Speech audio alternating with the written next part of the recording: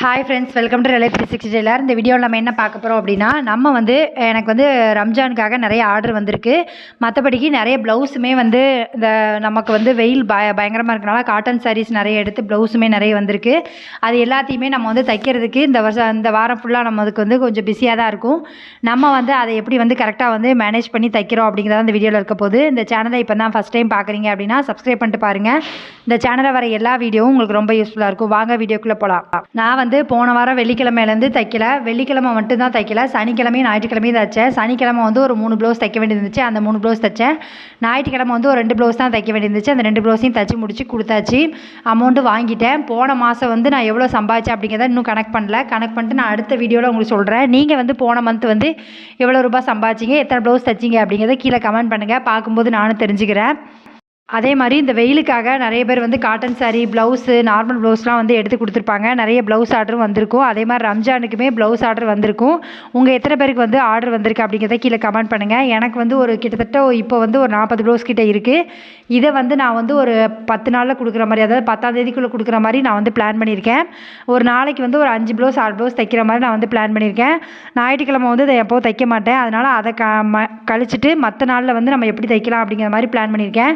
நீங்கள் இன்னும் மிஷினில் உட்காரல அப்படின்னா மிஷினில் உட்காந்துட்டு இந்த வீடியோ பாருங்கள். இந்த வீடியோ பார்க்குற நேரத்தில் நீங்கள் ஒரு ப்ளவுஸும் தைச்சி முடிச்சிருவீங்க. இன்றைக்கி ஏப்ரல் 1ஆம் தேதி. இன்றைக்கி ஃபஸ்ட்டு நாள். அதுவுமா நம்ம ஒரு 2 ப்ளவுஸாவது தைச்சி நம்ம கஸ்டமர்கிட்ட கொடுத்து அமௌண்ட் வாங்கணுங்கிற மாதிரி பிளான் பண்ணிக்கோங்க. எந்த கஸ்டமர் நீங்கள் ப்ளவுஸ் கொடுத்த உடனே, அதாவது தைச்சி கொடுத்த உடனே அமௌண்ட் கொடுப்பாங்களோ அவங்களுக்கு தைக்கிற மாதிரி நீங்கள் பிளான் பண்ணிக்கோங்க. நான் அப்படி தான் செலக்ட் பண்ணி 1ஆம் தேதி எப்போவுமே தைப்பேன். நீங்கள் அந்த மாதிரி ட்ரை பண்ணுங்கள். எனக்கு அது சென்டிமெண்ட்டாக யோசிப்பேன். நான் ஃபஸ்ட்டு நாள் எனக்கு எவ்வளோ வருமானம் வருதோ அதே மாதிரி டெய்லி வருமானம் வரும் அப்படிங்கிற மாதிரி நான் யோசிப்பேன். அதனால் உங்களால் முடியல அப்படின்னா 2 ப்ளவுஸாவது தைங்க. நிறைய பேர் இந்த வெள்ளி சனியார் வெளியில் எங்கேயாவது போயிருப்பீங்க, 3 நாள் லீவு, பிள்ளைங்களுக்கும் லீவு அப்படிங்கிறதுனால. அப்படி இல்லை, நான் கட் பண்ணி எதுவும் வைக்கல அப்படின்னா நீங்கள் இன்றைக்கி காலையிலே வேலையெல்லாம் முடிச்சுட்டு கட் பண்ணிவிட்டு நீங்கள் இன்றைக்கி கண்டிப்பாக 2 ப்ளவுஸாக தைச்சி கஸ்டமர் கொடுத்து அமௌண்ட் வாங்குற மாதிரி பிளான் பண்ணிக்கோங்க. நான் நேற்றே எத்தனை ப்ளவுஸ் பெண்டிங்கில் இருக்குது, அது போக எத்தனை ப்ளவுஸ் ஆர்டர் வந்திருக்கு அப்படிங்கிறத கரெக்டாக நான் எழுதிக்கிட்டேன். நீங்களுமே எப்போவுமே வாரத்துக்கு ஒரு தடவை உங்கள் கையில் எவ்வளோ ப்ளவுஸ் இருக்குது அப்படிங்கிறத ரீசெக் பண்ணிட்டே இருங்க. அப்போ தான் நம்ம எந்த ப்ளவுஸையும் மிஸ் பண்ணாமல் கரெக்டான டயத்தில் எல்லாருக்கும் கொடுப்போம். அதே மாதிரி கஸ்டமர் எந்த தேதியில் கொடுத்தாங்க, எந்த தேதியில் வாங்கணும்னு சொல்லியிருக்காங்க அப்படிங்கிறதையுமே கரெக்டாக மென்ஷன் பண்ணி வைங்க. நம்ம எழுதி வைக்காமே நம்ம ஞாபகம் வச்சுக்கிடுவோம் அப்படிங்கிறதுக்கு தாண்டி நீங்கள் எப்போவுமே எழுதி வச்சுக்கிட்டீங்க அப்படின்னா நமக்கு ஏதோ ஒரு டென்ஷனில் நம்ம மறந்துட்டா கூட நம்ம எழுதி வச்சுருக்கதை பார்க்கும்போது நமக்கு ஞாபகம் வந்துடும், நம்ம தைச்சி கொடுத்துருவோம். அந்த மாதிரி ட்ரை பண்ணுங்கள். இன்றைக்கி நான் ஒரு 4 ப்ளவுஸ் தைக்கிறதுக்கு பிளான் பண்ணியிருக்கேன். 4 ப்ளவுஸுமே நான் நேரத்தை வெட்டி வச்சுட்டேன். நீங்கள் எத்தனை ப்ளவுஸ் இன்றைக்கி தைக்கணும்னு நினச்சிருக்கீங்க அப்படிங்கிறத கீழே கமெண்ட் பண்ணுங்கள். அதே மாதிரி நீங்கள் ஒவ்வொரு ப்ளவுஸு தைக்கும் போதும் நீங்கள் அதை கரெக்டாக தைச்சிட்டிங்களா அப்படிங்கிறத ஒரு வாட்டிக்கு 2 வாட்டி செக் பண்ணிட்டு கஸ்டமர்கிட்ட. இந்த ப்ளவுஸை நான் தைக்கும் போது ஈவினிங் ஆகிட்டு ஒரு 6 மணிக்கு மேலே தான் நான் அந்த ப்ளவுஸை தைக்க ஆரம்பித்தேன். அந்த ப்ளவுஸை தைக்கிறதுல என்ன பிரச்சனை அப்படின்னா, அந்த ப்ளவுஸை ப்ளவுஸோட கிளாத் என்னென்னா கோணலாகவே இருந்துச்சு. அதனால் நமக்கு நேராக அந்த நூல் எடுத்து அதை சரி பண்ணி அதை கட் பண்ணது கொஞ்சம் லேட் ஆகிடுச்சு. அதனால தான் ஒரு 6 மணிக்கு மேலே தைக்கிற மாதிரி ஆயிடுச்சு. உங்களுக்கு சாரீ இந்த காட்டன் சாரீலாம் நிறைய ப்ளவுஸில் கோணலாகவே வரும், நமக்கு நேராகவே அது இருக்காது. நேராக நம்ம கட் பண்ணி எடுத்தாலுமே அது கரெக்டான மடங்களில் மடங்காது. அந்த மாதிரி ப்ளவுஸ் நீங்கள் தைச்சிருக்கீங்களா அப்படிங்கிறத கீழே கமெண்ட் பண்ணுங்கள். நம்மளை நம்மளே மோட்டிவேட் பண்ணி நம்ம தைக்க ஆரம்பிக்கணும். ஏன்னா நம்ம வீட்டு சூழ்நிலை, நம்ம சுற்றி இருக்கிறவங்க எல்லாருமே நம்ம ஏதோ ஒரு தேவைக்காக தான் ஓடிக்கிட்டே இருக்கோம். நான் வெளியிலேருந்து வேலை பார்க்குறவங்களுக்கு இந்த வெயிலெல்லாம் போய் அவங்க வேலை செஞ்சுட்டு நைட்டு வீட்டுக்கு வீட்லேயும் வேலை செஞ்சு எவ்வளோ கஷ்டப்படுறாங்க. அந்த மாதிரி இல்லாமல் நம்ம வீட்டில் இருந்துகிட்டே இந்த தொழிலை பார்த்து நம்மளால் சம்பாத்தியம் பண்ண முடியுது. இத்தனைக்கும் நம்ம டெய்லி அவங்க மாத சம்பளத்தை விட நம்ம சம்பளம் அதிகமாக இருக்கிற அளவுக்கு இந்த தொழிலில் நமக்கு வருமானம் இருக்குது. அதனால் இந்த தொழிலை எப்போவுமே விட்டுறாதீங்க. உங்களுக்கு ஒரு வேளை சூழ்நிலை நான் ஒரு 6 மாதம் தைக்கக்கூடாது, நான் சர்ஜரியில் இருக்கேன், இல்லை நான் கன்சீவாக இருக்கேன், என்னால் தைக்க முடியாது அப்படின்னு சொல்லும்போது நீங்கள் விட்டுட்டு அதுக்கப்புறமா நம்ம ப்ராப்ளம்லாம் முடிஞ்சதுக்கப்புறம் திரும்பவுமே நீங்கள் மிஷினில் உட்காந்து தைக்க ஆரம்பிங்க. இந்த தொழிலை மாதிரி வீட்டில் இருந்து சம்பாதிச்சு நமக்கு வருமானம் வர அளவுக்கு வேறு எந்த தொழிலுமே சொல்ல முடியாது. நமக்கு கிடைச்ச வாய்ப்பையுமே நம்ம பயன்படுத்திகிட்டே இருக்கணும். அதே மாதிரி நிறைய பேர் வந்து ஆரி போடுறதுக்கு நிறைய கற்றுக்குறீங்க. தையலில் இருக்கிறவங்க வந்து ஆரி போடுறதுக்கு கற்றுக்கலாமா? எனக்கு வந்து என்னென்னா, 2யுமே நம்மளால் மேனேஜ் பண்ணி கொண்டு போக முடியாது. உங்களுக்கு வந்து 1, 2 ப்ளவுஸ் தான் வருது அப்படின்னு இருக்கிறவங்க ஆரி போட்டால் ஒன்றும் பிரச்சனை இல்லை. உங்களுக்கு டெய்லி தைக்கிறதுக்கே வந்து ஒரு 10 ப்ளவுஸ் வருது அப்படின்னா, நீங்கள் ஆரி வந்து தனியாக போட்டுட்டு இருந்தீங்கன்னா 2யுமே மேனேஜ் பண்ண முடியாது. இப்போ வந்து நீங்கள் கஷ்டப்பட்டு தைக்கிற மாதிரி இருக்கும். அப்புறம் பின்னாடி வந்து உடம்புல பிரச்சனையாகும். அதனால் நீங்கள் ஆரி போடுறதுக்கு எனக்கு வந்து ப்ளவுஸ் வருது அப்படின்னா, வெளியில் கொடுத்தோ இல்லை யாராவது ஒருத்தங்க உங்கள் ஸ்டூடெண்ட்டை வச்சோ நீங்கள் வந்து ஆரி போடுற மாதிரி கற்றுக்கோங்க. அது வந்து படிச்சுக்கோங்க.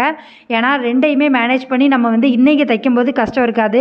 ஆனால் பின்னாடி நம்ம உடம்புல வந்து பிரச்சனையாகும். ஏன்னா நம்ம வந்து ப்ளவுஸும் தைச்சிக்கிட்டு ஆரியும் போட்டு நம்மளால் வந்து 2யும் மேனேஜ் பண்ண முடியாது. நம்ம கஸ்டமர்கிட்ட வந்து ஏதோ ஒரு இடத்துல வந்து நம்ம வந்து கரெக்ட் டயத்தில் கொடுக்க முடியாமல் போயிடும். அதனால் அதை வந்து அவாய்ட் பண்ணதுக்காக நீங்கள் வந்து ஆரி போடுறது எனக்கு வந்து ப்ளவுஸ் நிறைய இருக்குது அப்படிங்கிற டைமில் வந்து நீங்கள் வெளியில் கொடுத்து பண்ணிடுங்க.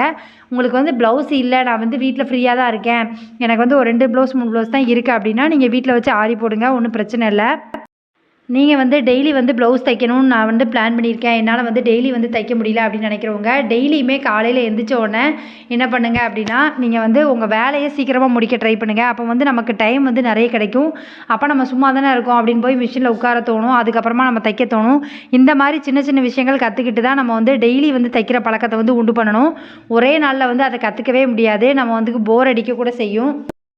அதே மாதிரி டெய்லி வந்து உங்களுக்கு தைக்கிறதுக்கு போர் அடிக்கி, ரொம்ப நேரம் வந்து என்னால் உட்காந்து தைக்க முடியல, எனக்கு பேக் பெயின் வேறு வருது அப்படின்னு சொல்கிறவங்க கொஞ்சம் வந்து கேப்பை விட்டு விட்டு தைங்க. அப்போனா மட்டும்தான் உங்களால் வந்து ப்ளவுஸை வந்து டெய்லி வந்து தைக்க முடியும். ஏன்னா புதுசாக பழகிறவங்களுக்கு என்ன பிரச்சனை ஆகும்னா, டெய்லி உட்காந்து தைக்கும்போது பேக் பெயின் வரும், கால்லாம் வந்து வலிக்கிற மாதிரி இருக்கும். அந்த மாதிரி இருக்கிறவங்க நீங்கள் வந்து கொஞ்சம் வந்து ரெஸ்ட் எடுத்து தைங்க. ரெஸ்ட் எடுத்து மீனிங் வந்து கொஞ்ச நேரம் வந்து நடமாடுங்க, உட்காந்துருங்க, கீழே வந்து உட்காருங்க தரையில். அதுக்கப்புறமா திரும்ப வந்து மிஷினில் உட்காந்து தைங்க. இந்த மாதிரி நீங்கள் வந்து ட்ரை பண்ணிங்கன்னா கண்டிப்பாக வந்து உங்களால் வந்து டெய்லி ப்ளவுஸ் தைக்கிறதுக்கு ப்ராக்டிஸ் ஆகும். இந்த வெயிலில் வந்து டெய்லி வந்து நம்ம தைக்கும்போது நமக்கு வந்து சூடு பயங்கரமாக இருக்கும். அதனால் நீங்கள் எப்போவுமே வந்து டெய்லி வந்து நிறைய தண்ணி குடிங்க. ஏன்னா வெயில் வந்து பயங்கரமாக இருக்குது. நம்ம நல்லா தண்ணி குடித்தா மட்டும்தான் நம்ம வந்து நம்ம உடம்பையுமே பார்த்துக்க முடியும். அதே மாதிரி நீங்கள் வந்து ப்ளவுஸ் வந்து எனக்கு நிறைய வருது சிஸ்டர், ஆனால் என்னால் வந்து ஊக்குவிக்கிற அளவுக்கு டைம் இல்லை அப்படின்னு சொல்கிறவங்க பக்கத்தில் இருக்கிறவங்க இடத்துலேருந்து நீங்கள் வந்து ஊக்குவிங்க. ஏன்னா நம்ம வந்து ஊக்குவிக்கிறதுக்குன்னு டைம் ஒதுக்கணும் அப்படின்னா நமக்கு வந்து சில பேருக்கு வந்து நிறைய ப்ளவுஸ் தைக்கும்போது ஊக்குவிக்கிறது கொஞ்சம் சோம்பேறித்தனமாக இருக்கும். அப்படி இருக்கிறவங்க வந்து பக்கத்தில் இருக்கிறவங்க யாராவது ஊக்குவிச்சு கொடுப்பாங்க அப்படின்னா அவங்க கூட சேர்ந்து உட்காந்து வந்து நீங்கள் ப்ளவுஸில் ஊக்குவிங்க. அப்படிங்கும்போது அவங்களுக்கும் ஒரு அமௌண்ட் நம்ம கொடுக்குற மாதிரி இருக்கும். அதே மாதிரி நமக்குமே ப்ளவுஸ் வந்து சீக்கிரமாக ஊக்குவிச்சு முடித்த மாதிரி இருக்கும். அந்த மாதிரி வந்து ட்ரை பண்ணுங்கள். எப்போவுமே வந்து தைக்கிறதுக்கு நிறைய இருக்குது அப்படின்னா நீங்கள் வந்து பயப்படாமல் வந்து தைக்கணும். ஏன்னா நம்ம வந்து தைக்க நிறைய இருக்கும்போது நம்ம வந்து முடிச்சிடுவோமா அப்படிங்கிற பயம் வந்து உள்ளே இருந்துகிட்டே இருக்கும். நீங்கள் அதுக்கு வந்து பிளான் பண்ணிக்கோங்க. எத்தனை நாளைக்கு வந்து எந்த நாளைக்கு எந்த ப்ளவுஸை கொடுக்கணும் அப்படிங்கிறத வந்து பிளான் பண்ணிட்டு தைச்சிங்க அப்படின்னா அந்த பயம்லாம் இருக்காது. அப்படிங்கும்போது நீங்கள் வந்து தைரியமாக வந்து தைச்சி கொடுக்கலாம். இன்னொன்று வந்து உங்களுக்கு ப்ளவுஸ் தைக்கிறதுக்கு இல்லை, நீங்கள் வந்து நான் வந்து இப்போ தான் சிஸ்டர் பிகினராக இருக்கேன், நான் இப்போ தான் வந்து தைச்சி பழகிறேன் அப்படின்னு சொல்கிறவங்க நீங்கள் வந்து என்ன பண்ணணும் அப்படின்னா பக்கத்தில் இருக்க டெய்லர் ஷாப்பு அந்த மாதிரி கடையில் வந்து கொஞ்ச நாள் வந்து அந்த எம்மிங் வைக்கிற வேலை, அப்புறம் வந்து சாரீ ஃபால்ஸ் அடித்து கொடுக்குறது, இந்த மாதிரி வேலை வந்து வெளியில் கொடுத்து பண்ணுவாங்க. அந்த மாதிரி டெய்லர் கடையில் நீங்கள் வாங்கி பழகினீங்கன்னா உங்களுக்கு ஒரு வருமானம் வரும். அதே மாதிரி இந்த தொழில் வந்து உங்களுக்கு டெய்லி வந்து ப்ராக்டிஸ் ஆகும். அதனால தான் நீங்கள் வந்து வெளியில் வாங்கி தைங்க அப்படின்னு சொல்கிறேன். நிறைய பேர் வந்து வீட்டிலேருந்து தைக்கிறவங்களே வந்து வெளியில் கொடுத்து தைச்சி தருவாங்க. அப்படி இருக்கிறவங்க நீங்கள் வந்து அந்த மாதிரி இருக்கவங்ககிட்டே நீங்கள் வந்து கொஞ்சம் வந்து அமௌண்ட்டு கம்மியாக கிடைக்கும், ஆனால் பரவாயில்ல நமக்கு வந்து ப்ராக்டிஸ் கிடைக்கும் அப்படிங்கிறதுக்காக நீங்கள் வந்து வாங்கி தைங்க. நீங்கள் வந்து எத்தனை பேர் வந்து அப்படிலாம் வந்து வாங்கி தைச்சிட்ருக்கீங்க அப்படிங்கிறத கீழே கமெண்ட் பண்ணுங்கள். நிறைய டெய்லர் ஷாப்பில் வந்து நிறைய கஸ்டமர் வந்து வீட்டிலேருந்து தைக்கிறவங்க வாங்கி தைக்கிறத நானே பார்த்துருக்கேன். நீங்கள் எத்தனை பேர் வந்து தைக்கிறீங்க அப்படிங்கிறத கீழே கமெண்ட் பண்ணுங்கள். பார்க்கும்போது நானும் தெரிஞ்சுக்கிறேன். நம்ம வந்து எந்த தொழில் செஞ்சாலுமே இந்த தொழிலில் நீங்கள் வீட்டில் வச்சு எந்த தொழில் வியாபாரம் பண்ணாலுமே சரி, நம்ம வந்து இதில் வந்து நிறைய ஃபோக்கஸ் பண்ணணும். நம்ம வந்து நிறைய கற்றுக்கணும். அந்த தொழிலை பற்றின எல்லா நாலேஜுமே நமக்கு வர மாதிரி இருக்கணும். ஏன்னா இப்போ வந்து டெய்லர் தொழிலை பொறுத்த வரைக்கும் ஒவ்வொரு நாள் வந்து ஒவ்வொரு டிசைன் வருது, ஒவ்வொரு மாடல் வருது, எல்லாமே நமக்கு வந்து தெரியல அப்படின்னு சொல்ல முடியாது. நம்ம எல்லாமே கற்றுக்கணும்.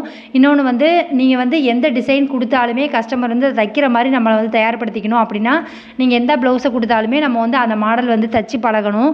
ஏன்னா நமக்கு இது தெரியாது, நான் வந்து இது பண்ண மாட்டேன் அப்படின்னு நீங்கள் பண்ணீங்க அப்படின்னா உங்களுக்கு கஸ்டமர் வந்து கம்மியாகிட்டே இருப்பாங்க.